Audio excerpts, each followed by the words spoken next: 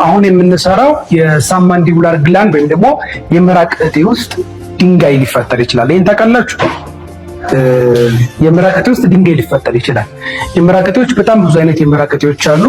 ዋናዎቹ ከዚህ ከጉንጫችን አጠገብ እዚህና እዚህ ጋር በውስጥ በኩል ደግሞ እዚህ አገጫችን ስር በአፋችን በኩል የሚገኙ እጢዎች ናቸው። እነዚህ እጢዎች እንግዲህ ምራቅ ነው የሚያመርቱት።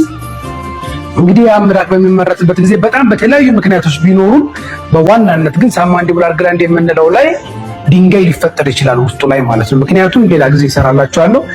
ይሄ ድንጋይ በሚኖርበት ጊዜ እንግዲህ ምራቅ መውጣት መግባት አይችልም ማለት ነው። ምክንያቱም ስለሚዘጋው ማለት ነው። ዳክቱን ዩዥዋሊ ዳክቱ ውስጥ ወይም ግንትኑ ቲዩብ ውስጥ ነው የሚዘጋው ማለት ነው። ይሄ ምራቁ ተመርቶ የሚፈስበት እና ወደ አፋችን የሚወጣበት ቲዩቧ ላይ ነው ድንጋይ ወይም ጠጠሩ የሚመረተው ማለት ነው። እና ወይም ደግሞ የሚከማቸው ያ ጠጠር አለ ማለት ምራቅ እንደ ልብ መንቀሳቀስ አይችልም።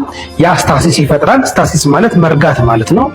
ምክንያቱም ፍሎ አይኖርም ወይም ደግሞ እንቅስቃሴ አይኖርም በመዘጋቱ ምክንያቱ ማለት ነው። እና ስለዚህ ኢንፌክሽን የመፈጠር እድሉ ባክቴሪያ የመግባት እድሉና ሳብማንዲቡላር ግላንድ የምንለው እጢው የማበጥና ተደጋጋሚ ኢንፌክሽን የማጋጠም እድሉ ከፍተኛ ነው። አሁን የምሰራው ሰርጀሪ እሱን ይሆናል።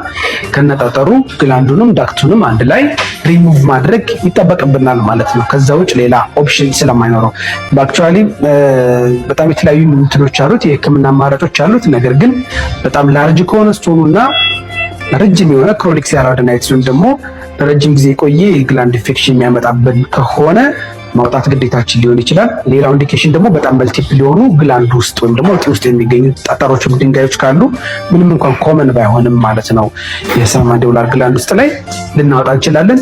ሌሎች ብዙ ምክንያቶች አሉ። ኤኒዌይስ አሁን ቀጥታ ወደ ሰርጀሪው ይገባለሁ። አመሰግናለሁ። ዶክተር አብይ ነኝ ከኤሊት የአንገት በላይ ቀዶ ህክምና ማዕከል። ደህና ነው። ሃይ እንዴት ናችሁ? ይህ ቪዲዮ ሁላችሁ ኮፒ ሊንክ፣ ሪፖስት፣ ሼር አድርጉት።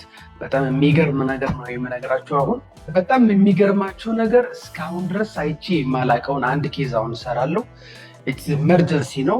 ኦልሞስት መሽቶ ቤት ገብቼ ተመልሼ እያየሁ ያለሁት እና ባይላተራል የሆነ ፐሪቶንሲላር አብሰስ ነው እና ሬር ብቻ ሳይሆን አይ ቲንክ ኢትስ ጋር ቢ ኬዝ ሪፖርት ይሆናል ብዬ ነው ማስበው።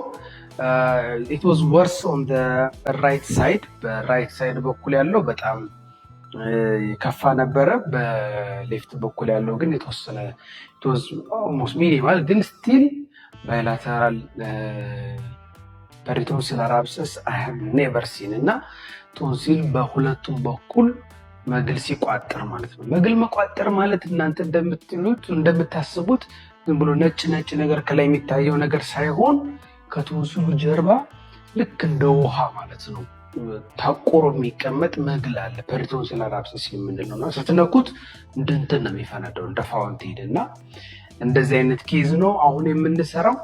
እንግዲህ ቀጥታ ወደ ሰርጀሪው ነው የምገባው ማለት ነው። ኢትስ ኤ ሰርፕራይዝ ኢት ሃዝ ቱ ቢ ሪትን መጻፍም አለበት።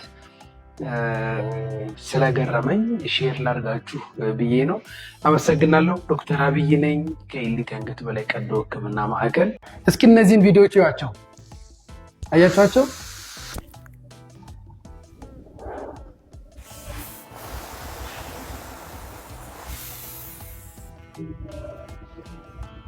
እነዚህ የምታያቸው ቪዲዮዎች ኤአይ ናቸው። ባይዘዌ ግን በጣም ነው የወደድኳቸው አሰራራቸው ምናምን እና የሆነ ሪል የመሰላችሁ አላችሁ። ፌስቡክ ላይ የሆነ ጊዜ የሆነ ሰዓት ላይ ትናንት ወዲያ መሰለኝ ሼር አድርጊያችሁ ነበርና እዛው ላይ ኤአይ እንደሆነ ነግሬያችኋለሁ። ግን this is not real። ይሄ ኤአይ ነው ግን በቃ ትክክለኛ በቃ this is real ኤአይ ነው የሚመስለው። በቃ ሪል ነው በቃ እና በጣም ስለወደድኩት ነው ሼር ያደረኳችሁ። እነዚህ የቶንሲል ጠጠሮች ናቸው። በምታዩት መልኩ ማውጣት ይቻላል። ግን ደግሞ እንደምታዩት በጣም የተጋነነ አይነት ነገር ነው የሚታየው። ግን የቶንሲል ጠጠር በሚኖርበት ጊዜ በማውጣት በኮተን ቲፕ አፕሊኬተር አድርጎ ፑሽ እያደረጉ በማውጣት ወይም በጨው ውሃ በማጠብ በተደጋጋሚ በማጠብ ማጥፋት ማስተካከል ይቻላል።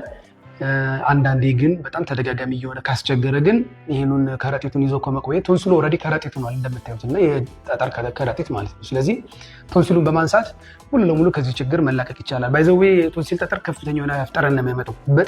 በጣም አስቀያሚ የሆነ የአፍ ጠረን እና ህክምናውን በዚህ መልኩ ማድረግ ይቻላል።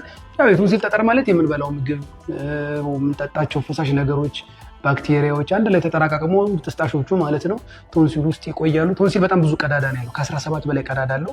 በዛ ውስጥ የገቡት እንግዲህ እነዚህ ቁርጥራጮች ናቸው ተከማችተው መጨረሻ ላይ አብዞርብድ እየሆነ ውሃ ውስጥ ላይ ወይም ደግሞ ፈሳሹ ነገር አብዞርብድ እየሆነ ወደ ጠጣር የሆነ የቶንሲል እንትን የሚለው ባይዘዌ የቶንሲል ጠጠርን ክራሽ አድርጋችሁ ብታሸቱት ማይ ጉድነስ በጣም ነው የሚሸተው። በጣም አያስቀርባችሁም። እና በዚህ መልኩ ኤኒዌይስ ማከም ይቻላል። እነዚህ ቪዲዮዎች ግን አሁን ሼር ማድረጋችሁ ቲአር ቲፒካሊ ኤአይ ናቸው፣ ግን በጣም አይላብዛም። በጣም ደስ የሚሉ ቪዲዮዎች ናቸው። ኤኒዌይስ አመሰግናለሁ። ዶክተር አብይ ነኝ ከኤሊት የአንገት በላይ ቀዶ ሕክምና ማዕከል። ደህና ሁኑ።